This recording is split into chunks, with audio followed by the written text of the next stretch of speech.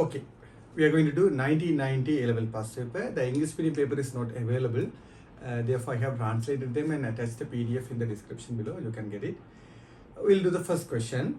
Which of the following units equal to volt? Volt is a unit of electric potential. The definition of electric potential is to work done to bring a unit positive charge from infinity to a certain point in electric field is defined as electric potential. Therefore, the definition, work done to bring a unit positive charge.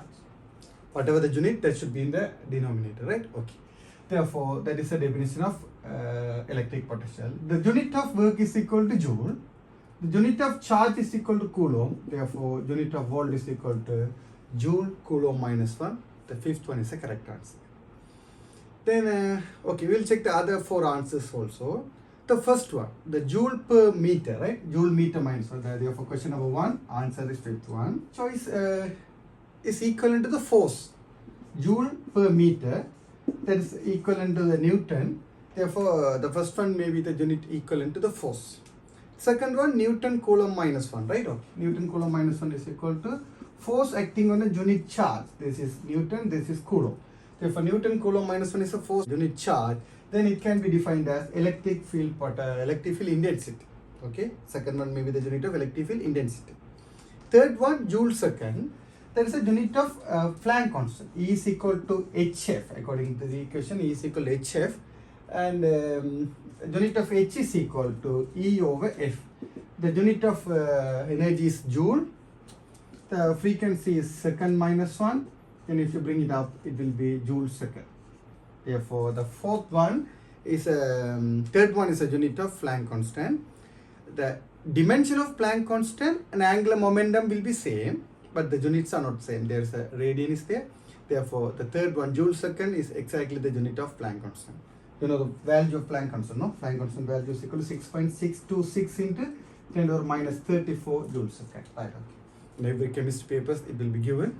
In physics papers also, but you can better to know, right? Okay.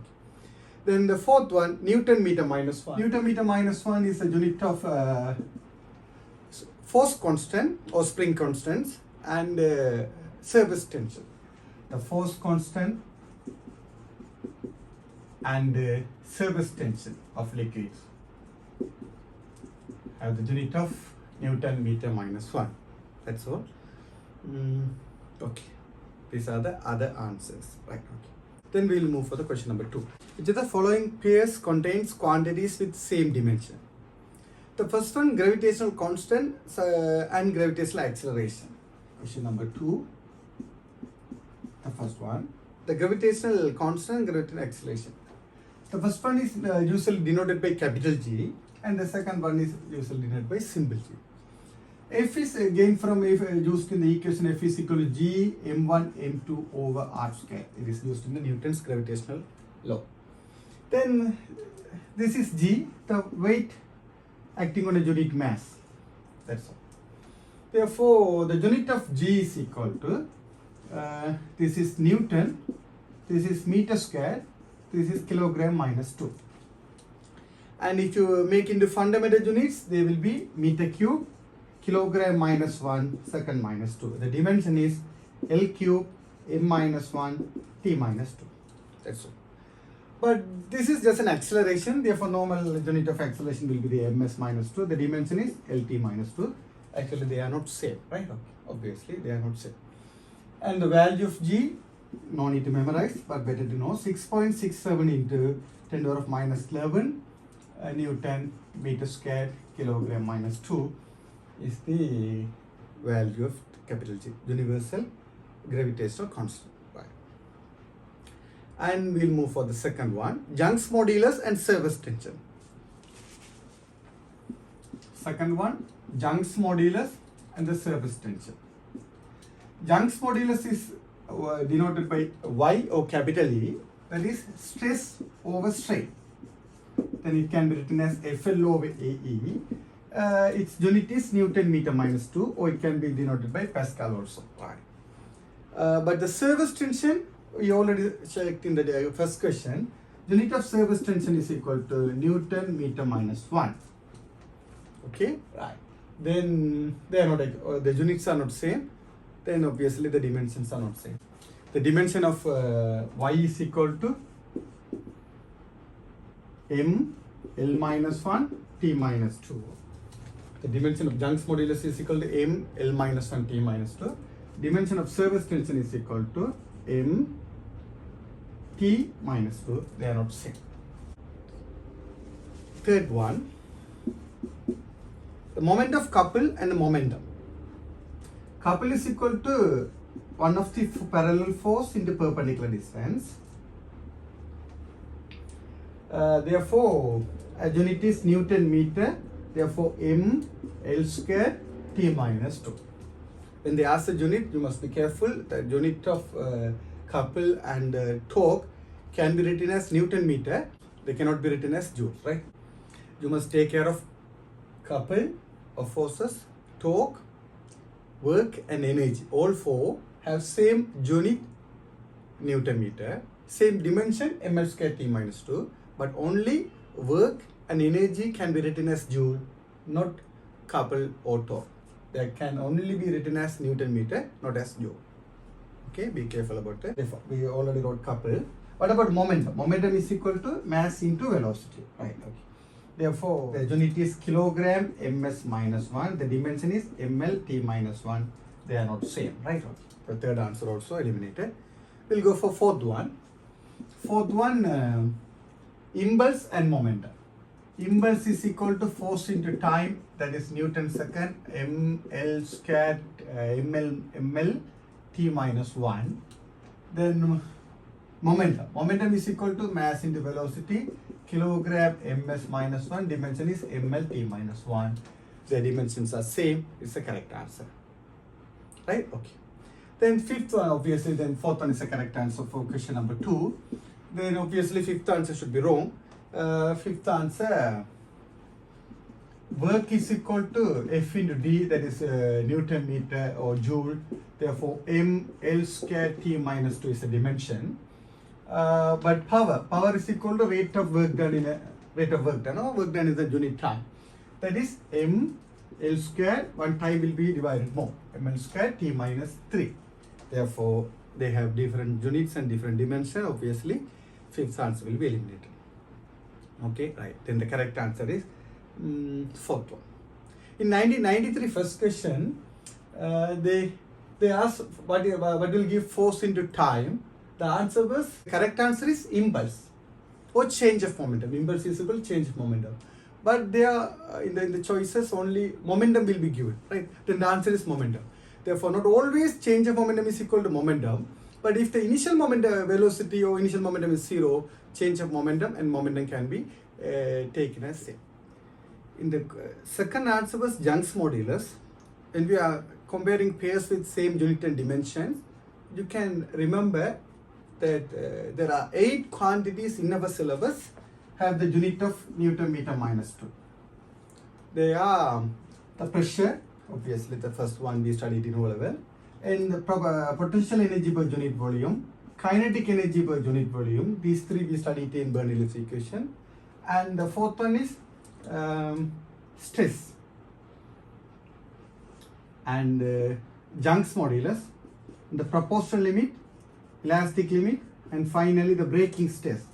These 8 quantities have the dimensions, equal dimension, unit of Newton meter minus 2. Right, okay.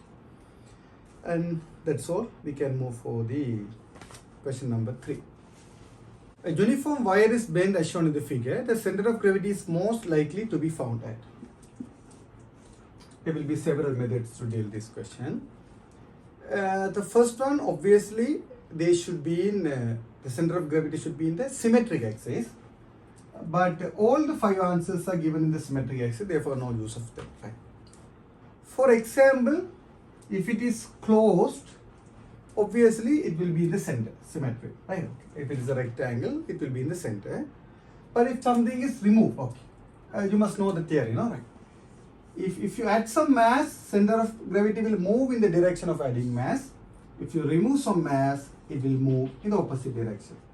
Therefore, then if the top part is removed, if it is symmetric, the answer will be around the midpoint. The midpoint is around little below the B. In different publications, the dimensions of the figure are different.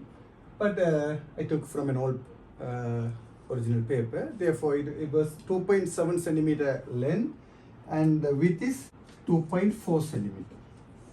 Right. Therefore, and the other 5 points are A at 1.85 centimeter, B is at 1.5 centimeter. Right. Okay. Then B is around the midpoint. Approximately, it is at the midpoint. Then, if it is closed, it will be little below the B. Then, if you remove the top part, it will further move away from the B, downward, opposite direction of the removing. Therefore, answer is C. Okay, this is the first method. We can do in other ways also. These are uniform wires. Therefore, mass is proportional to length. Wires, the mass is proportional to length. If the sheets, mass are proportional to the area. If they are three-dimensional object, the mass are proportional to volume. Right. Here, as they are wires, mass is proportional to length. If you want to write as an equation, you can write mass is equal to length into the linear density. Right. Because linear density is constant, therefore we can write mass is proportional to length. Therefore, this 2.7 centimeter has 2.7 m at the midpoint. At one midpoint of 2.7 is 1.35. No, right? Okay. And it also has 2.75 m. Therefore, you can put 5.4 m at the midpoint. 5.4 m as at the midpoint. You can take to 1 centimeter has 1 m like that. Right. Then here 2.4 centimeter. Therefore, mass is 2.4 m. Always the center of mass will be located in the line joining the masses. If there are two masses, always center of mass should be located in the line joining the masses. Right. Therefore, somewhere in this line, the center of mass should be located and it should be closer to the higher mass. It should be away from the lighter mass and closer to the heavier mass. Right. Therefore, it will be around 5.4, near to 5.4. You can find the distance like this. How to find the distance? The total distance is 1.35 centimeter, the midpoint. This is 1.35 centimeter, midpoint of 2.7. You can divide by the total mass. Total mass is how much? 5.4 plus 2.4 into.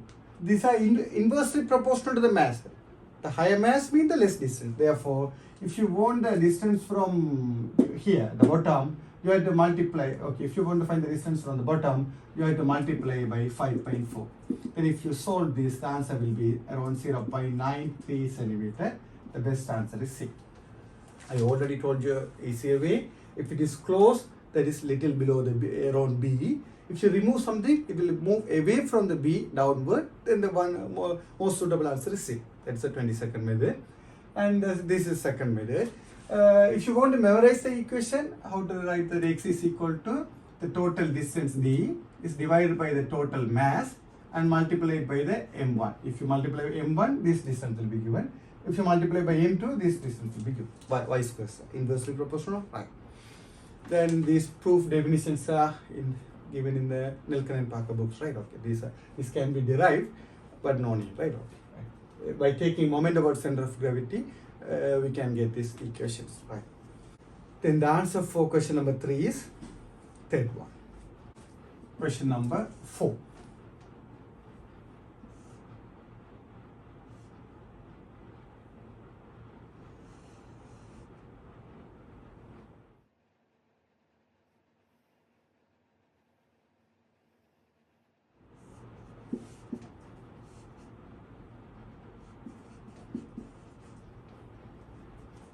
Right. Question number 4.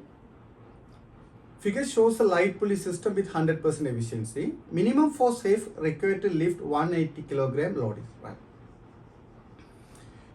They are asking minimum force. Therefore, no need to give an acceleration. Just we have to move it with a constant velocity. Right. That is called minimum force. Therefore, constant velocity means the acceleration is 0. Therefore, the resultant force can be 0. You can pull it with a net without a net acceleration. Right. Okay. Then, as they are light and there are no friction, because the efficiency is 100, we can use a rhyming let same string, same tension.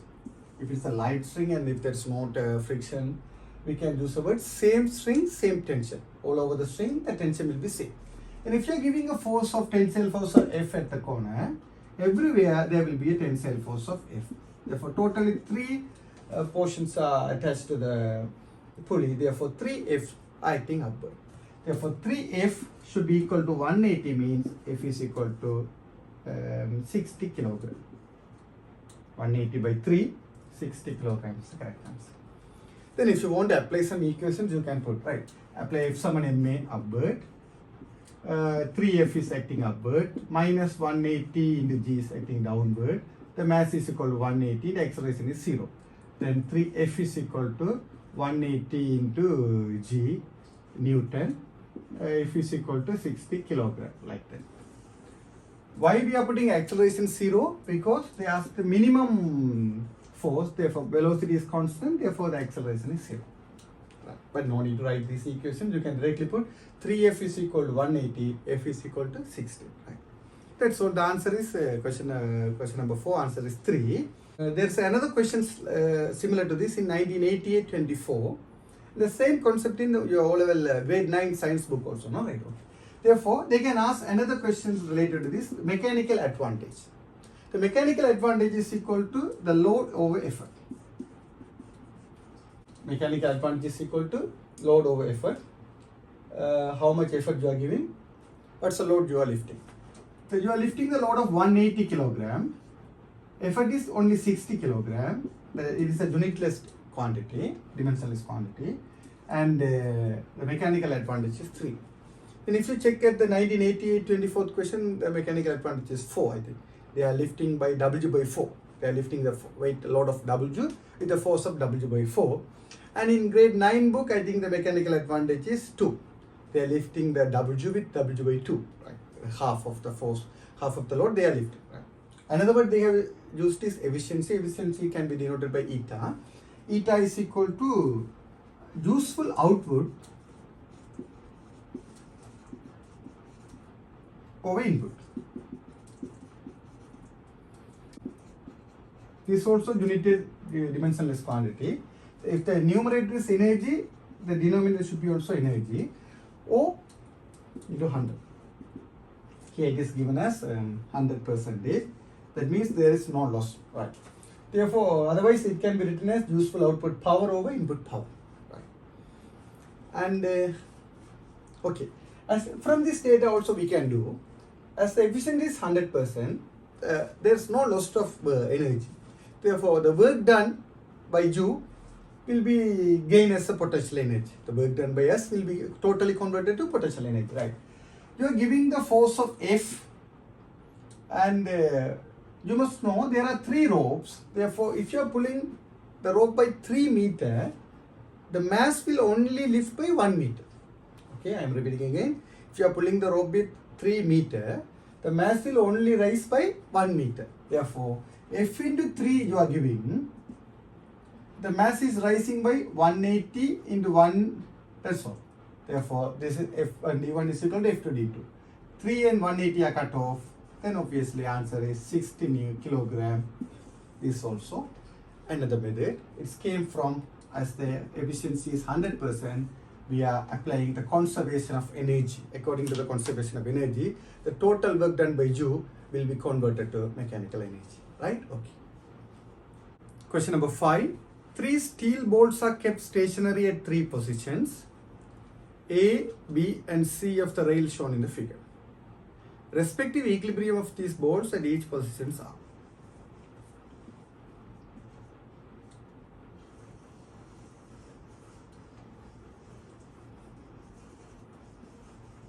Right. What is stable equilibrium? When an object is disturbed by a small amount, if it comes back to the original position, then it is called a stable equilibrium. Therefore, if it is here, normally the center of mass will be here, the symmetric, in the intersection of symmetry axis.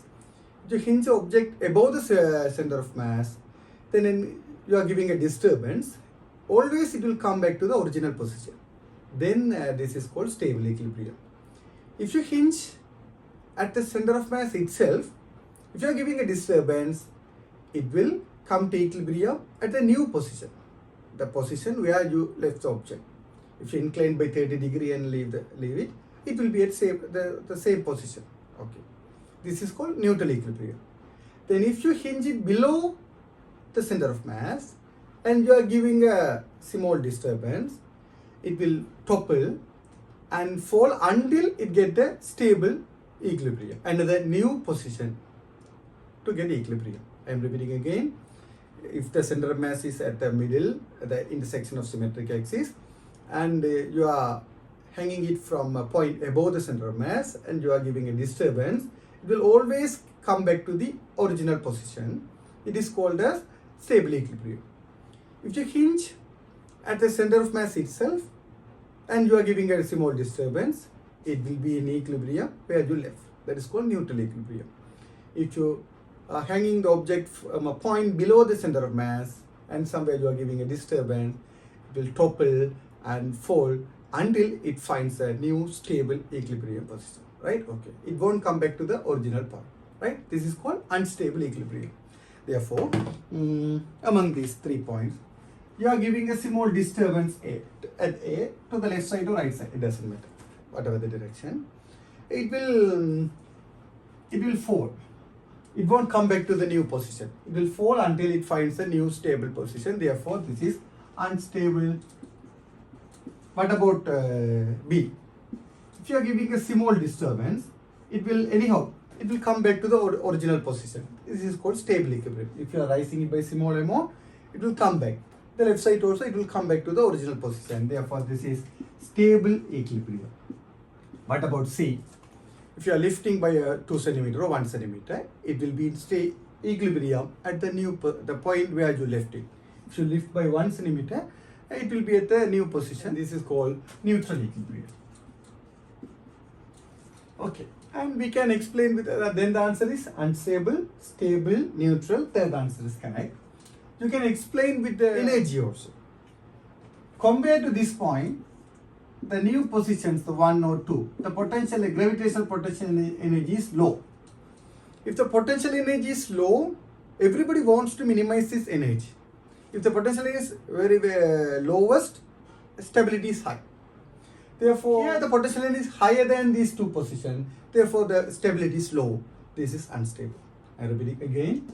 Compared to the position 1 and 2, the potential energy at the top is higher. If the potential energy is high, then the stability is low. Look at this point B. Compared to this position 3 and 4, at 3 and 4, the potential energy is little high.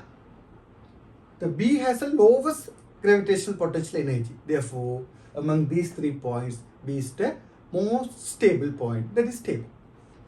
But here, if you are bringing to the left side or right side, the position 5 and 6 and C all have equal gravitational potential energies at 5 and 6. Therefore, no change. Therefore, comparatively all are equal, stable. Therefore, these are called neutral equilibrium. Therefore, with the help of energy also, you can explain this, right? Question number 6. The graph shown depicts the variation of temperature theta of pure substance with time t while absorbing heat at a constant rate. Temperature at which this substance can be prevail at both solid state and liquid state. The temperature versus time graph is given. If you are giving temperature, when you are supplying heat, even though the temperature is not changing, then it must be a phase change. I am repeating again. If you are giving heat continuously, but the temperature is not changing, therefore it will denote a phase change. But the vice versa is not always correct. If the temperature is constant, you can't say it's a phase change because sometimes it will be in equilibrium also. Okay, if there is no net heat flow, then the temperature will be constant. Therefore, the keyword is we are supplying heat at a constant rate. Even though the heat is supplied, the temperature is not increasing, means the given heat is used for the change of phase. Okay, the change of state or change of phase. Therefore, in this duration, it's converted from solid to liquid. In this duration, it's converted from liquid to gas. Okay. The conversion of particle from solid to liquid is called melting. The conversion of a particle from liquid to gas is called vaporization. And this point, the temperature at which melting happens called melting point, and the temperature at which vaporization happens called boiling point. Therefore, what they asked the temperature at which solid state and liquid state are prevailing. Therefore, at this point 100% is solid, here 100% is liquid. In the duration, both the solids and liquids are mixed. Therefore, the answer is 70 degrees Celsius. Question number 6, second one is answer. And 150, the fourth one is a boiling point. If there is a boiling point, the answer is fourth one. If there is a melting point, the answer is second one. In the fourth one, both liquid and gases are prevailing. And that's enough for this question. You can do some calculation if you want. You are giving power at the constant time. They can there are several questions like this. And the time duration is 2 minutes, no? Right. For the melting purpose, they are giving 2 minutes. That is m into, I am putting the latent heat of melting as Lm. Normally it is denoted by Lm. The subscript denotes the melting. Right. Then at the same power we are giving, but for the time duration of how much this time duration is, from 8 to, I think it will be 11 around. Therefore, if it is 3 minutes roughly, or 3 seconds, okay. Then power P into 3 is equal to m into Lv, latent heat of vaporization. Specific latent heat of vaporization is denoted by Lv. Then same mass, if you cut it off, m and m will be cut off, p and p will be cut off. The ratio of Lm and Lv will be 2/3. Okay. Therefore, they can ask this type of question. This is a random substance. They didn't know. They didn't mention about the substance. If it is water, this will be around 7 times. The value of latent heat of melting is 3.3 into 10⁵, and latent heat of vaporization is 22 into 10⁵, or 2.26 into 10⁵. Therefore, roughly it is around 7 times. Right. Here it is 2:3 ratio. And what about these gradients? These gradients are inversely proportional to the specific heat capacity. If the gradient is high, just this is not mass, this is gradient. If the gradient of the graphs is high, means specific heat capacity is low, and vice versa.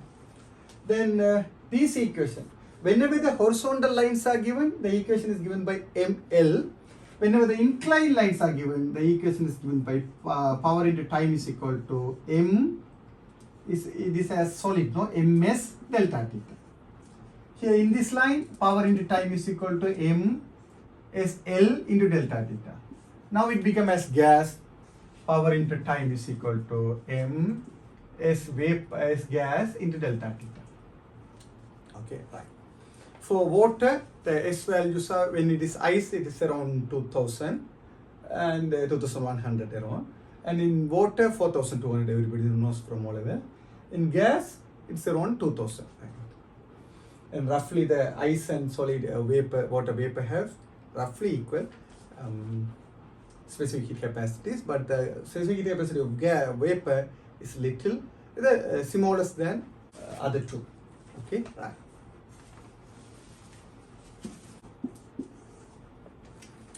Question number 7. Which of the following thermometers is more sensitive to measure small change in temperature? Therefore, among all 5 answers, the most sensitive one is gas thermometer.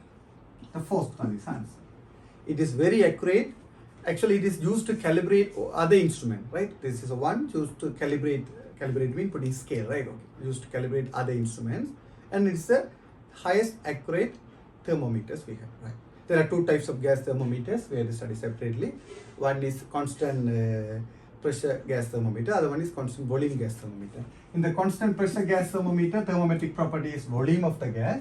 The constant volume gas thermometer, thermometric property is the pressure of the gas. According to Charles' law and the pressure law, the pressure is varying directly proportional to absolute temperature, and the volume is varying directly proportional to absolute temperature, right? Okay. And therefore, answer for question number 7 is 4th one.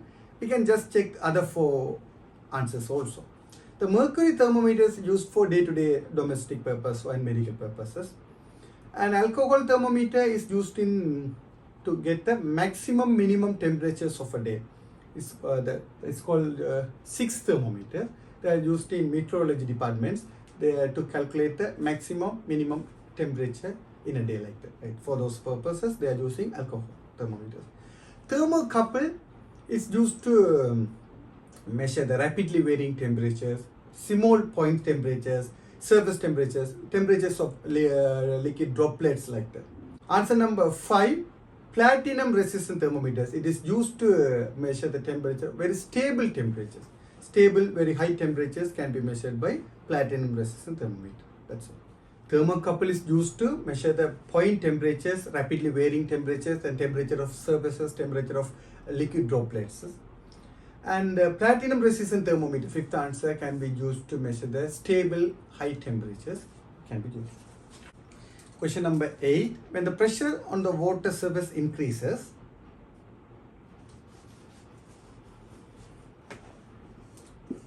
question number 8. When the pressure on the water surface increases, obviously its boiling point increases and melting point decreases.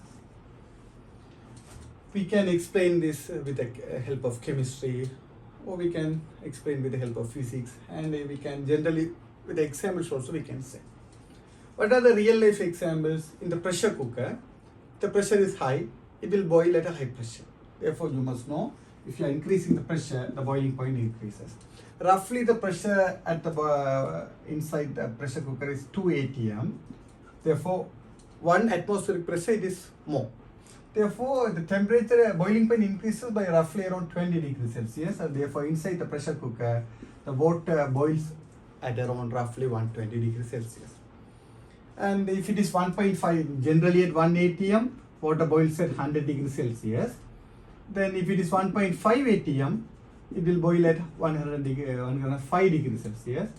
And at 2 atm, it is 120. It is not a linear graph now, therefore it is increasing and increasing, right? Similarly, if you are decreasing the pressure, the boiling point will be decreasing, right? And these are about boiling point.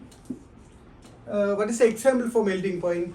Normally the ice melts at 0 degrees Celsius. If you are giving a pressure, it will melt before that. In the ice skating also they are using the same technique. Under the ice skating board there will be the knife edge, it will be sharp. Therefore the total weight of the person is divided by the less area, the pressure will be high. The area is low and the pressure is very high. At the high pressure, the ice melts at a low temperature. Therefore pressure high. If the pressure is high, the melting point will be lower, and if the pressure is high, the boiling point will be high. Okay, right. These are the real life examples.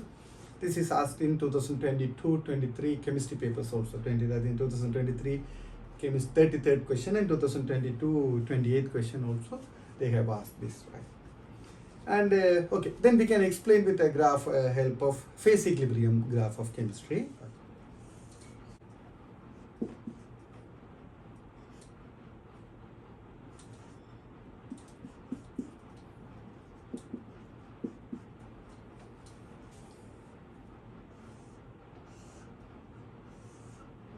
Okay, this is a phase diagram of water. The point where this is solid, this is liquid, this is gas phase. The point where all three are meeting is called triple point. The temperature is 0.01 degrees Celsius. Right. This is a phase diagram of water, the pressure versus temperature graph. And this is solid phase, liquid phase, and the gas phase. When all three phases are meeting at a point that is called triple point, the temperature is 0.01 degrees Celsius. You are checking for the melting point and the boiling point. At 1 atm, usually it's 1 atm, no? Here will be 1 atm. At 1 atm, the equilibrium point between solid and liquid is called melting point. That will be at 0 degrees Celsius. The equilibrium point between liquid and gas is called boiling point. Therefore, that is 100 degrees Celsius. That's all. And now we are increasing the pressure. If you increase the pressure, you have to look at here. The equilibrium point shifted left side. Therefore, melting point decreases. If you look at this equilibrium point, the liquid and vapor equilibrium point. If you increase the pressure and the pressure is increased, the equilibrium point shifted right side.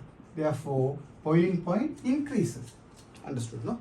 Here when you increasing the pressure, the melting point, equilibrium point moving left side. Here the equilibrium point moving right side. Therefore, from this graph also we can explain, if you increase the pressure, the melting point decreasing, boiling point increasing, and the vice versa also. If you are decreasing the pressure, it will be other way around. Right? At low pressure, for example, in hill country area, the pressure is low. With altitude increases, pressure decreases. Therefore, the pressure is low means water will boil at a lower temperature. For example, at Everest mountain top, the pressure is very low and water will boil roughly around 68 degrees Celsius or 70 degrees Celsius. Right? Okay. Therefore, the vice versa also correct. If the pressure is decreases, boiling point decreases. Right? Okay. At high pressures, volume will be decrease. If the pressure is increasing, volume is decreasing.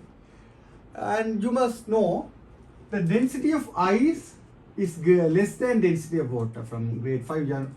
Okay, we know that ice will be floating on the water. That means the density is lower. That means the mass is same. Therefore, volume of ice is greater than volume of water. Right. With this also we can explain the phenomenon. If they increase the pressure, it will tendence to decrease the volume. Therefore, the conversion of ice to water is easy. Therefore, it happens at the lower temperatures, less energy is enough. It melts before 0 degrees Celsius. I am explaining again. If you are increasing the pressure, volume will be decreasing, and the volume of water is less than volume of ice. It will easily melt. The melting process will be easy. Therefore, it will melt at the lower temperatures. But this is opposite because this has a negative gradient. This has a positive gradient. The same scenario is opposite in boiling point. If you are increasing the pressure, the volume will tend to decrease. But you know, it will be harder to increase the volume. When the liquid is becoming vapor, it expands. Therefore, if you're at high pressures, the expanding process will be difficult. Therefore, we have to give more energy to overcome that. Therefore, the boiling point will be increasing at the high pressure. I am repeating the last point again. If you are increasing the pressure, volume will tend to decrease. But when the water boils, its volumes tends to increase. Therefore, it is other way, the opposite explanation of this. Therefore, it will be difficult to expand from liquid to gas. Therefore, we have to give more energy. It will need more temperature. Therefore, at high pressures, the boiling point will be increasing. Right? But this is not applicable for all the substances. For example, there are some substances with a positive gradient of this line also. The solid liquid equilibrium line is negative for water. But for example, for CO2, in chemistry resource book it is given as CO2. CO2, it has a positive gradient. Let's check about that. For CO2, it has positive gradient, phase diagram of carbon dioxide. Here, if you are increasing the pressure, the both boiling point and the melting point will be increasing. Right? Not all the substances have the same phase diagram. There are two types of phase diagram. If the solid liquid equilibrium line is negative gradient, then it will be similar to water. Others opposite, right? Okay. Question number 9. The same question is asked in 1980, 37 and 1982, 23 also. There are two same questions. Rate of loss of heat to surrounding from a mild hot body. Right? Why they use the word mild hot body? That cooling law can be applicable for the small temperature differences. If the temperature difference is high, this is not applicable, right? Therefore, from a mild hot body, they are normally this type of question they are asking the heat loss by convection. Right? Therefore, what is the convection equation? dq by dt is equal to K A theta S minus theta R. Theta R is a room temperature. Theta S is the surface temperature of the body. A is the exposed area to the surrounding. K is a constant, depends on the nature of the surface. And dq by dt, this is Q. Be careful. There are two equations. One with Q, one is theta. This is dq by dt, rate of heat loss. Right. It depends on the surface area. It is correct. The first statement is correct. B statement. Depends on the thermal capacity. No, there's no relation with thermal capacity. Therefore, B is wrong. What about C? Depends on the nature of the surface. Yeah, it's correct. If it is rough, for example, for the same material, if it is rough, K is more. If it is shiny or smooth, K will be low.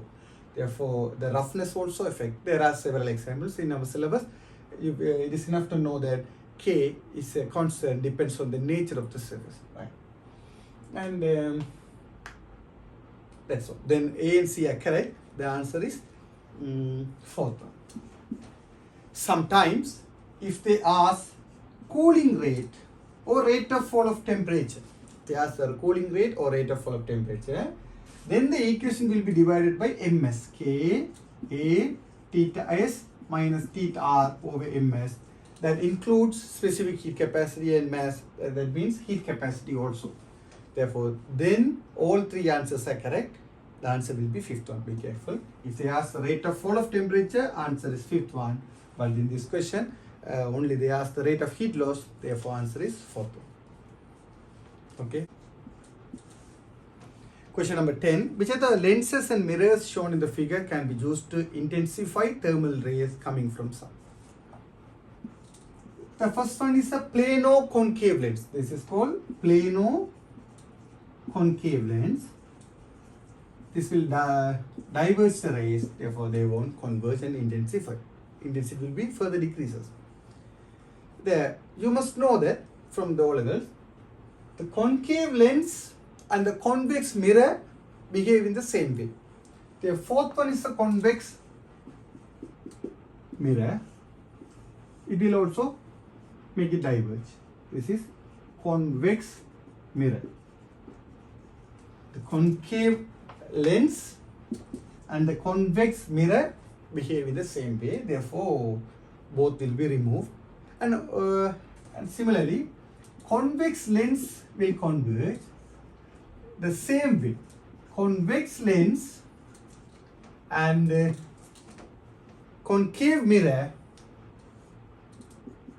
do the same work, similar work. They will converge the rays at the center. This is concave mirror. You must be careful about the name. The convex lens and the concave mirror behave in the same way, right? Therefore, these two are increasing the intensity. I think I remember from grade 4 or 5, if you place a piece of paper at this point, they will get 5, no? Right? Everybody did, right? Okay. You must do, right? And this is a biconvex lens. The last one is a plano-convex lens. Anyhow, both are convex lens, right? Therefore, this is a plano-convex lens. Plano-convex lens. That will also make it converge. Therefore, in all three cases, the intensity is increasing. In A and D, only they are getting diverging.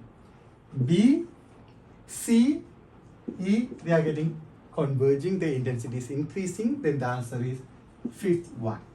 What's the difference between B and E? Only, I am asking another question, whether in which case B or C, the intensity will be high. The answer is actually intensity is same.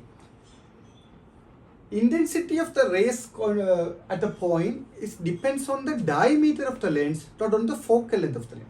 Here, if it is thick, the focal length will be, power is high and the focal length will be low. For example, here, if the biconvex lens converging at F at the distance of F means, the plano-convex lens will make it converge at the distance of 2F.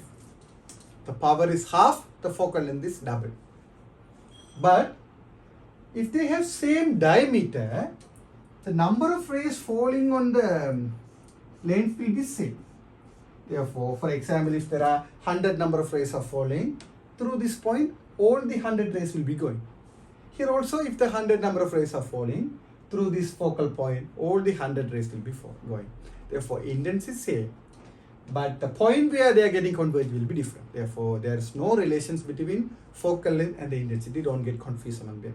The diameter of the lens will affect the intensity, the number of rays entering the lens. but the focal length is independent.